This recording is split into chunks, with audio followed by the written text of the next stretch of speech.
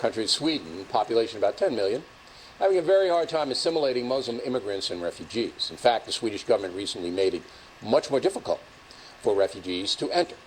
Nevertheless, when President Trump referenced Sweden's problems on Saturday, all hell broke loose. You look at what's happening in Germany. You look at what's happening last night in Sweden. Sweden. Who would believe this? Sweden.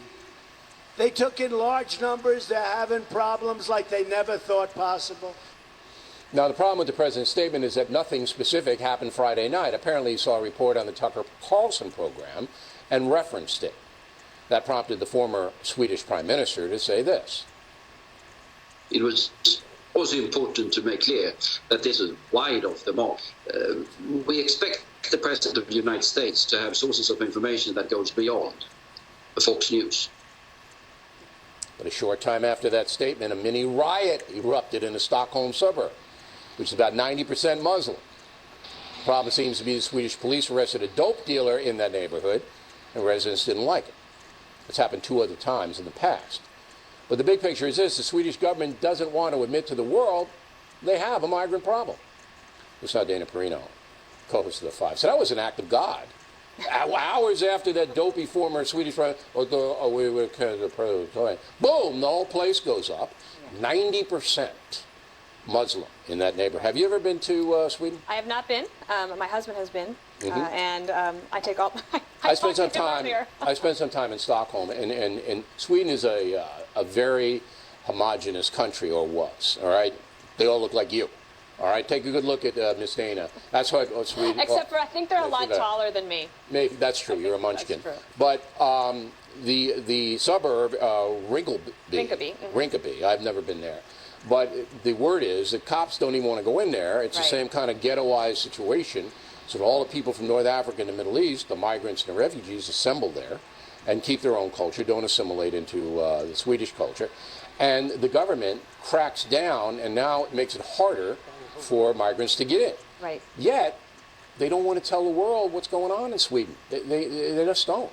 Well, because of the media in particular has actually came under scrutiny, the Swedish media, for underreporting sexual assaults in 2013 and 2014, and that was kind of a scandal that erupted earlier this year, and they had to come forward and talk about that. And I think that they are experiencing the law of good intentions. They've long been generous. They want to be very open, and they open their doors to hundreds of thousands of refugees from mostly 3 countries: Syria, Afghanistan, and Iraq.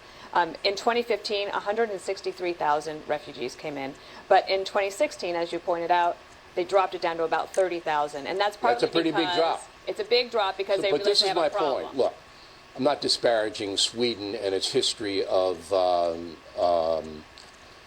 generosity to the rest of the world. During World War II, Sweden was a neutral country, but the Red Cross operated out of there and saved thousands of people. Yep.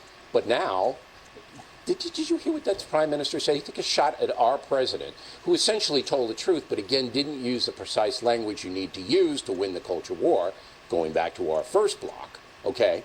So what is this guy trying to say? I mean, if it were me interviewing the guy, he would have been a puddle. Well, you could imagine that if the Prime Minister of Sweden had thrown shade at the United States of America, we would expect that President Trump or even former President Obama or former President Bush would want to say, hey, look, presidents in glass houses shouldn't throw stones because look at your situation over in Sweden.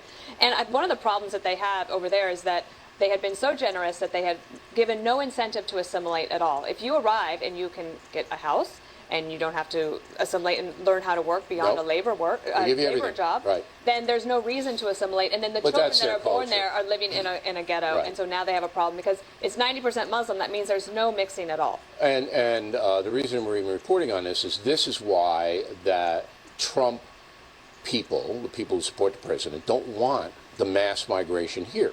Because they don't want the same kind of problem level that they're seeing in Sweden and in Germany and in France. There are problems there. All right, they are definitely having an impact, they being the refugees and migrants, and almost an overwhelming impact in some cases on the government. That's why I wish that these countries would be willing to help the United States to solve these problems at the source. Sure. Because that's how you solve a refugee problem. None of these people actually want to have to leave their countries. They do it out of desperation. Well, President Obama did not want to do that, and I don't know if President Trump wants to solve this problem at the source. But I'm a NATO solve